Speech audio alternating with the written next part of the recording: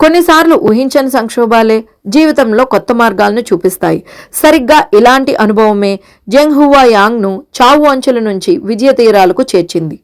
18 ఏళ్ల వయసులో కాలేజీలో చేరిన మొదటి సెమిస్టర్లోనే ఆయన జీవితం తలకిందులైంది. 2008లో యూనివర్సిటీ ఆఫ్ ఇలినాయిస్లో చదువుతున్నప్పుడు ఓ అరుదైన ఆటో ఇమ్యూన్ వ్యాధి బారిన పడ్డారు. శరీరంలో ప్లేట్లెట్లు ప్రమాదకరంగా పడిపోవడంతో వైద్యులు కేవలం 3 గంటల్లో చనిపోతావని తేల్చి చెప్పారు.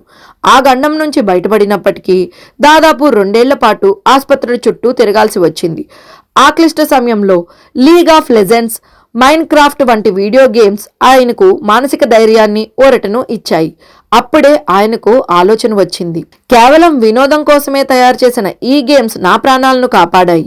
అలాంటప్పుడు ఇతరులకు సాయం చేయాలనే ఉద్దేశంతో గేమ్స్ తయారు చేస్తే ఎంత శక్తివంతంగా ఉంటుంది అని యాంగ్ ఓ ఇంటర్వ్యూలో గుర్తు చేసుకున్నారు. ఆ ఆలోచనతోనే కేవలం $1000 అంటే సుమారుగా 83,000 పెట్టుబడితోని సెరెనిటీ ఫోర్స్ అనే గేమింగ్ స్టూడియోను ప్రారంభించారు.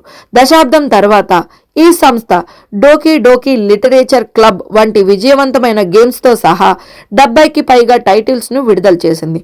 ప్రస్తుతం ఈ కంపెనీ వార్షిక ఆదాయం $10 నుంచి $15 మిలియన్ అంటే సుమారుగా 83 నుంచి 125 కోట్ల మధ్య ఉంటుందని అంచనా. అయితే డబ్బు సంపాదించడం కంటే తన గేమ్స్ ప్రజలపై చూపే ప్రభావమే తనకు ముఖ్యమని యాంగ్ చెబుతారు.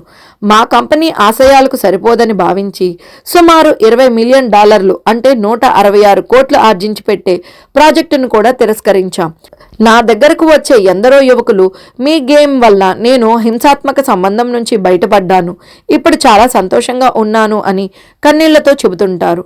డబ్బు, ఉద్యోగాల సంఖ్య కంటే ఇలాంటి మాటలే నాకు ఎక్కువ స్ఫూర్తినిస్తాయి అని ఆయన వివరించారు.